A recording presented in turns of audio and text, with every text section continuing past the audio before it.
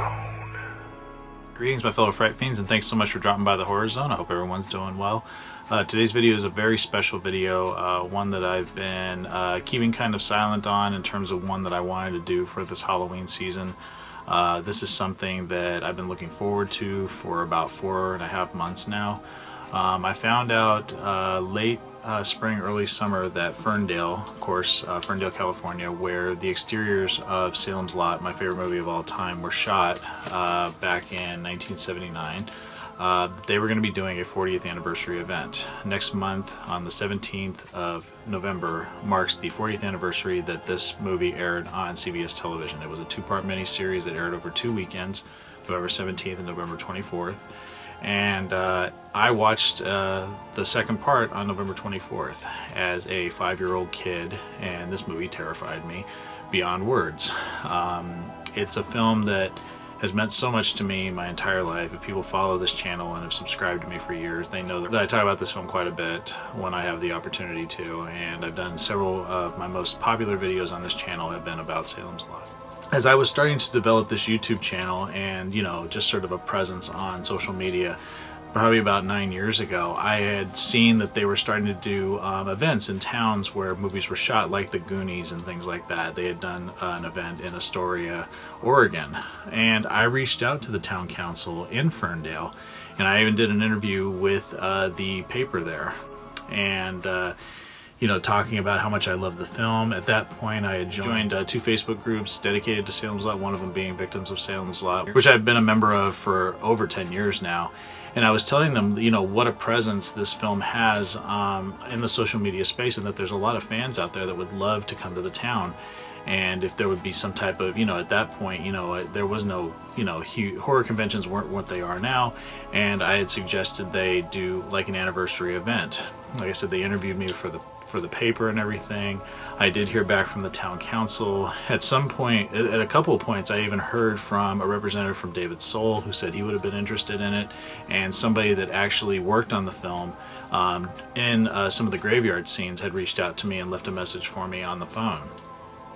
And what ended up happening is that the town passed on the event. Didn't think it would be something that you know, they had the funding for. At the time, I wasn't looking to put the event on. I thought the town might be interested in it and I could help drum up support for it in some way. It just never came to be, and I just sort of dropped the idea, and just it's so crazy that now 9 years later that they're actually having the event that I thought would have been pretty cool, you know, almost a decade ago. So it's really going to be cool going up there. I'm really looking forward to it. Not only is there going to be a screening of the film in the old steeple, which is adjacent to the cemetery used in a lot of the exteriors for the film, but Ron Scribner, who played Ralphie Glick, is actually going to be in attendance. But they're doing like, they're going to have tours of various filming locations, and the thing that's so cool that I've never even said anything about on social media is that my wife and I are staying at the location where Barlow and Strakers Antiques was used. The exteriors were used in the film. It is now housing the Ferndale, I think it's called the Ferndale Enterprise, which is their local paper, and they turned the property surrounding it into an Airbnb, and we're actually staying on that property. So it's the property that was used for Barlow and Strakers Antiques in the film. Blows my mind, and I can't wait to share this with everyone. So thanks so much, everyone, for joining me on this journey to Salem's Lot, and I know it's going to be a blast. Here we go.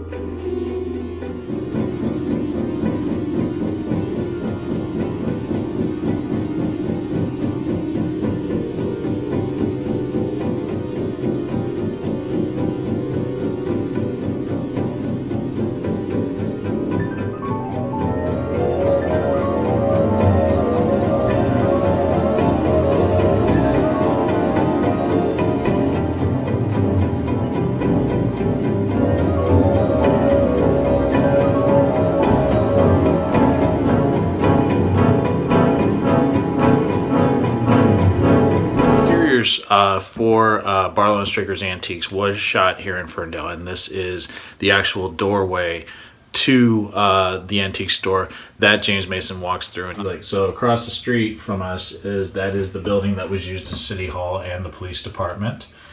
And if you see up the road there, way in the corner, that is the cemetery. The office behind me is the Ferndale Enterprise, and if you can't really see the window, but it's here in the back, the window where he puts the coming soon sign. And we're actually staying in the building that was the exteriors for Barlow and Strakers Antiques. This has been turned into not only the Ferndale Enterprise office, but it's also an Airbnb. This is the entry hall to where we're staying. As you can see right there, that is just friggin' amazing. And there's some really cool photography in here too from the film. There's this one here, which is, sorry about the glare right there, but you can see it's a scene from the film when Mike Ryerson's body is taken from Jason Burke's house. You have Kenneth McMillan, Lou Ayres, David Soul, and you can barely see him because of the hearse's trunk lid, but that is Ed Flanders right there.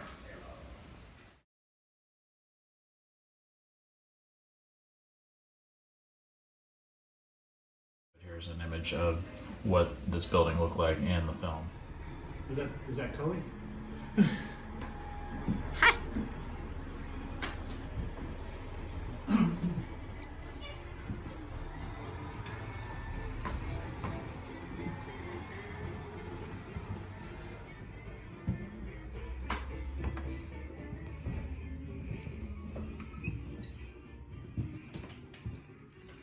Oh, the kitchen is so cool.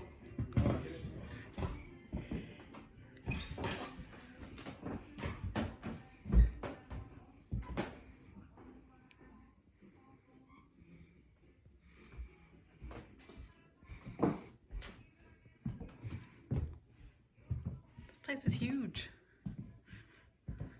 This place is huge. I know.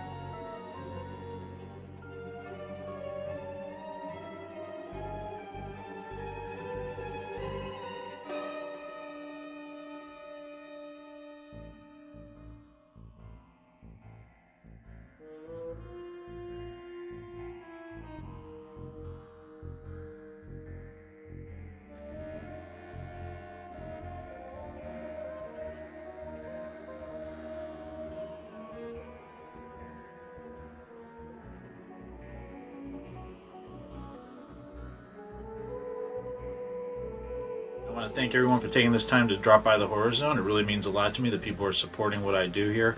If you like this video, please hit the subscribe button down below. I upload videos at least once or twice a week. It would really mean a lot if people would spread the word about this channel.